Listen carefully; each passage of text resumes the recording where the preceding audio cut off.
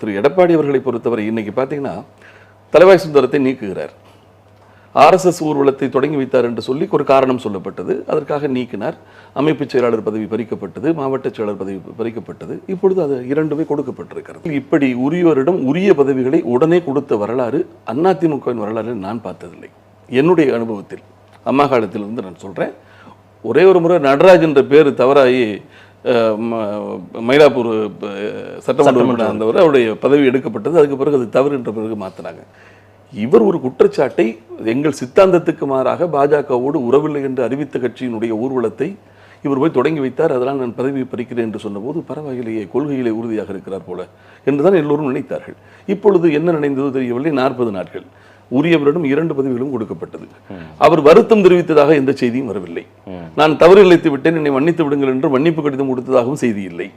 அப்ப இவர் தவறு இழைத்து விட்டாரா என்கிற விளக்கமும் இல்லை. ஆனால் நீக்கியவரிடம் பறித்த பதவிகளை திருப்பி கொடுத்து விட்டார்.